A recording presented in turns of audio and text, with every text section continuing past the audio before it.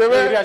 28ರಲ್ಲಿ ಚುನಾವಣೆಯಲ್ಲಿ ಮತ್ತೆ ಗೆದ್ದು ಬರ್ತೀವಿ, ಮತ್ತೆ ನಾವು ಅಧಿಕಾರ ಮಾಡ್ತೀವಿ.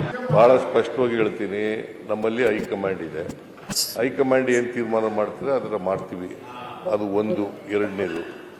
ಎರಡನೇದು ಜನ ನಮಗೆ ಆಶೀರ್ವಾದ ಮಾಡಿದ್ದಾರೆ. 5 ವರ್ಷ ಇರಿ ಅಂತ ಜನ ಆಶೀರ್ವಾದ ಮಾಡಿದ್ದಾರೆ.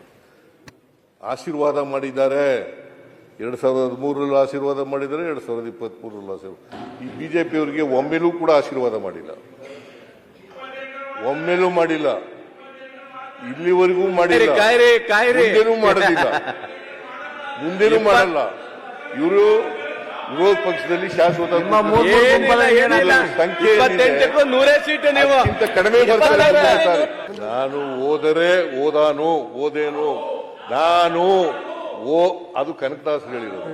ನಾನು ಓದೇನು ಅಂತ ಅವರು ಕನಕದಾಸ್ ಹೇಳಿದ್ರು. ಕನಕದಾಸರಿಗೂ ನನಗೂ ಕಂಪೇರ್ ಮಾಡಕ್ ಹೋಗ್ಬಿಡಿ ನೀವು. ಜೆಸಿಬಿ ಪಾರ್ಟಿ ಅವರೇ,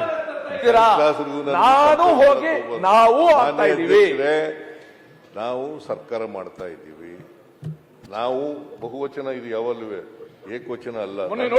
ಸರ್ಕಾರ ಅಂತ ಅಲ್ಲ. ನೀವು ಏನ್ ಹೇಳ್ತೀರಿ? ನಾನೇ ಮುಖ್ಯಮಂತ್ರಿ ಮುಂದಿನ 5 ವರ್ಷ. ಈಗಲೂ ನಾನೇ ಮುಖ್ಯಮಂತ್ರಿ. ಮುಂದೇನು? ಈಗಲೂ ಜನವರಿ ನಂತರ ಏನ್ ಹೇಳಿ? ಮುಖ್ಯಮಂತ್ರಿ.